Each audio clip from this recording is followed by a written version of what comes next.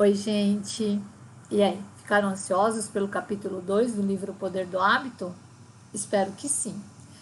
Mas antes, para quem ainda não me conhece, eu me chamo Rosângela, sou professora e o objetivo deste canal é compartilhar conhecimento por meio da leitura compartilhada. E o nosso primeiro livro está sendo este, O Poder do Hábito, que explica como que o hábito se desenvolve no cérebro da gente. Então, no primeiro capítulo a gente já descobriu isso, vamos fazer só uma revisãozinha, vocês lembram? Deixa, rotina, recompensa. É assim que funciona o hábito no nosso cérebro. E nesse segundo capítulo a gente vai descobrir como que ocorrem os novos hábitos, porque a gente já sabe dos hábitos do dia a dia. Mas como que a gente adquire novos hábitos? E isso, sabe quem fazia muito bem? A publicidade. A nossa história começa lá no início do século passado, com Claude Hopkins. Ele era um publicitário de grande fama que tornou produtos assim desconhecidos, muito famosos e fazendo parte do nosso dia a dia até os dias de hoje. Um exemplo, sabonete Palmolive, aveia Quaker, pneus Goodyear. Todo mundo já ouviu falar, inclusive nos dias de hoje. Ele foi responsável por essas campanhas. E aí, lá no começo do século passado, ele teve um desafio, que era desenvolver a campanha publicitária da Pepsodent, era um creme dental. Mas os americanos não usavam pasta de dente, nem escovavam os dentes naquela época, não era ainda um hábito. Ele foi o responsável por criar esse hábito. Inclusive, as empresas que produziam cremes dentais estavam todas à beira da falência. E ele foi, pesquisou, aceitou o desafio e descobriu que a gente forma uma sujeirinha que agora a gente já sabe, que é placa bacteriana, tal, e que ao escovar os dentes a gente consegue remover, e que na época ele colocou o nome de película, né? Então ele falava assim, a gente cria uma película de sujeira e que ao escovar os dentes você remove essa película. E aí foi um sucesso a propaganda dele, e ele ficou mais conhecido ainda. Vou até ler um trecho do livro que vai falar um pouquinho sobre isso. Lembrando que o livro está sempre aqui comigo. No entanto, Claude Hopkins era mais conhecido por uma série de regras que criou, explicando como formar novos hábitos entre consumidores. Essas regras transformariam indústrias inteiras e acabariam se tornando uma sabedoria convencional entre marqueteiros, reformadores pedagógicos, profissionais da saúde pública, políticos e diretores executivos. Mesmo hoje, as regras de Hopkins influenciam tudo, desde como compramos produtos de limpeza até os recursos que os governos usam para erradicar doenças. Elas são fundamentais à criação de qualquer nova rotina. Então, Hopkins, ele tinha duas regras básicas, lembrando que era lá no começo do século passado, então não havia ainda estudos sobre o hábito. E as regras dele eram essas, ele falava assim, descubra uma deixa simples e óbvia e uma recompensa claramente definida. Então, lá no início do século passado, né, lembra que no capítulo 1 a gente foi ver que em 1990, né, por volta desse período que descobriram-se como que o hábito era formado no cérebro, ele já tinha essas duas regras básicas. Mas o que ele não sabia é que ele também criou o anseio. O anseio é a espera pela recompensa. Isso a gente vai ver daqui a pouquinho. Vindo agora um pouquinho mais perto no futuro, o ano é 1996, outro publicitário também se viu numa situação bem difícil. Era o Stinson. Ele tinha que desenvolver uma campanha publicitária para P&G, a Procter & Gamble. Acho que vocês também já ouviram falar porque ela é bem famosa. A P&G tinha inventado um produto que eliminava odores, o Febreze. Não sei se a pronúncia é exatamente essa, mas é Febreze. Era um eliminador de odores. E eles investigaram, criaram campanhas, mas ninguém realmente queria admitir que a sua casa fedia. Então ele não fez sucesso, eles já estavam à beira de ser, o Stinson já estava à beira de ser demitido por esse fracasso. Mas ele não desistiu. Ele continuou investigando que campanha que poderia ser desenvolvida para que esse produto se tornasse um sucesso. Já que a gente já está na década de 90, nós vamos até o laboratório do Dr. Schutz. Ele começou a estudar como os macacos criavam novos hábitos desde a década de 80, só que apenas na década de 90 ele consegue realmente ver o que se passa no cérebro dos macacos, porque vocês lembram dos ratinhos lá do MIT? Que eles colocaram eletrodos na cabeça dos ratinhos? Pois é, na década de 90 ele teve acesso aos aparelhos semelhantes aos do MIT e conseguiu colocar um eletrodo na cabeça do macaco. E o macaco era o Júlio.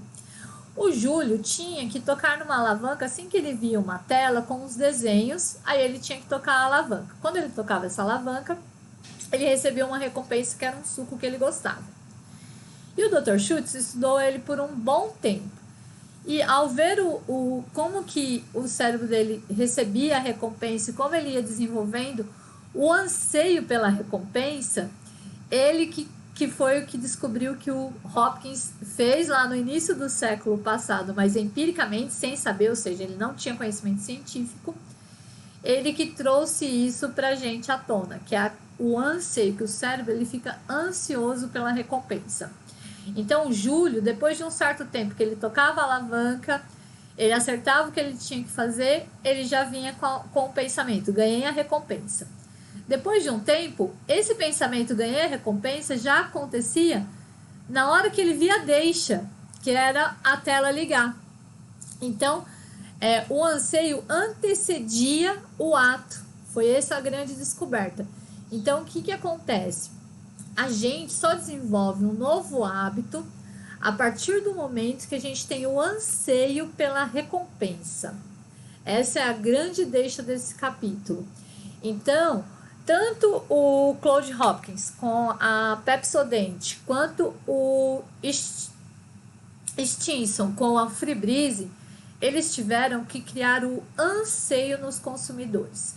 O Hopkins não sabia na época, mas um dos produtos, dos ingredientes da Pepsodent, ele causava esse que nós temos até hoje nos cremes dentais, que é esse hálito refrescante, meio ardidinho. Então, as pessoas que criaram o hábito de escovar os dentes, elas não criaram os hábitos de escovar os dentes porque deixavam os dentes limpos. Elas criaram o hábito de escovar os dentes porque elas tinham o anseio por sentir o hálito fresco. E o Febreze aconteceu a mesma coisa. As pessoas não queriam dizer que as suas casas eram fedidas, que tinham que eliminar odores. Mas a partir do momento que ele colocou um pouco de perfume no Febreze e falou assim que era uma recompensa depois que a casa estava limpa, o produto virou um sucesso. Então a pessoa deixava a casa limpinha e jogava um pouquinho desse produto. Aqui no Brasil, a gente conhece como Bom Ar, tem alguns Glade, né? Tem outros produtos que são semelhantes ao Febreze. Então você termina de limpar a casa e aí você joga aquele perfuminho pela casa. Mas o eliminador de odores, ele era muito bom. Inclusive tem uma curiosidade que ele era até usado nos ônibus espaciais da NASA.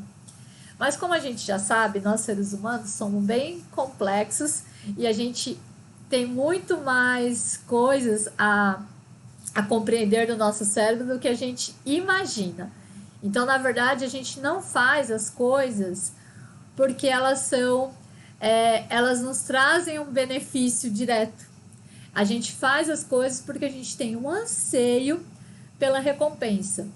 E um dos exemplos que ele cita também nesse capítulo é como as pessoas desenvolvem o hábito da atividade física, do exercício físico. Foi um estudo feito já mais recentemente, em 2002, no México, com algumas pessoas, e eles puderam observar que as pessoas desenvolvem o hábito da atividade física pelo anseio da sensação de sentir-se bem, ou a recompensa é a sensação de realização. As pessoas que correm, principalmente, elas têm essa sensação de realização. E isso eu posso falar para vocês de carteirinha, porque além de professora, eu sou praticante de corrida de rua, sou praticante de atividades físicas há 5 anos, e eu vivo isso. Então, isso é um fato na minha vida. Eu não consigo imaginar mais a minha vida sem a atividade física.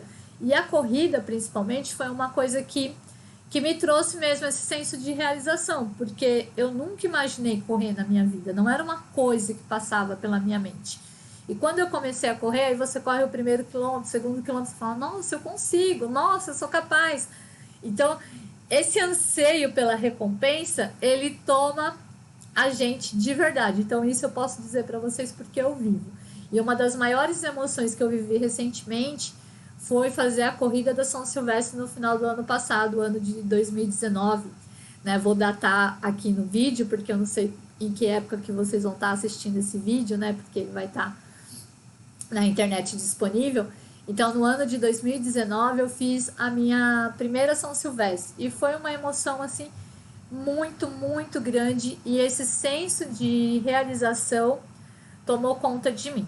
Então, o capítulo 2, o cérebro ansioso, a base dele, né? É lógico que o autor, ele explica muito mais detalhadamente, ele traz muitos detalhes, mas para o nosso vídeo não ficar muito extenso, a gente vai encerrar nesse ponto principal, que é o que? A gente só desenvolve novos hábitos a partir do momento que a gente tem o anseio pela recompensa, quando a gente já sabe qual que vai ser a recompensa por aquele novo hábito.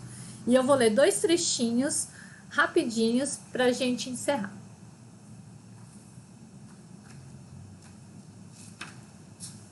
Cientistas estudaram os cérebros de alcoólatras, fumantes e comedores compulsivos e mediram como sua neurologia, as estruturas do seu cérebro e o fluxo de substâncias neuroquímicas dentro de suas cabeças se altera conforme seus anseios se tornam arraigados.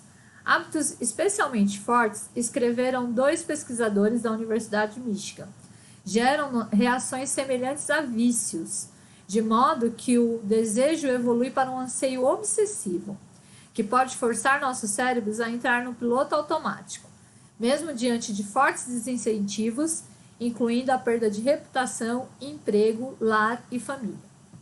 Então, aqui nesse trechinho, ele fala do anseio quando se torna negativo na nossa vida, né?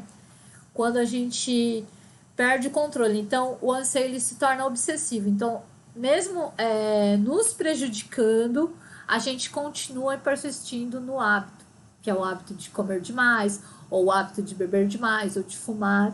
Então, a gente tem a consciência que esse hábito faz mal para a nossa saúde, mas não conseguimos parar por causa do anseio obsessivo. Aí é preciso um tratamento. E o outro trechinho, que é o finalzinho sobre a corrida. Porém, incontáveis estudos demonstraram que uma deixa e uma recompensa por si só não são suficientes para que um novo hábito dure. Só quando seu cérebro começar a nutrir uma expectativa pela recompensa, ansiar pelas endorfinas ou pelo senso de realização, é que o ato de amarrar os cadarços do tênis de corrida toda manhã se tornará automático. Então, esse é o final do capítulo 2. Os anseios têm grande poder sobre a forma como criamos novos hábitos. E no próximo capítulo, a gente vai descobrir, no capítulo 3, a regra de ouro para a mudança do hábito.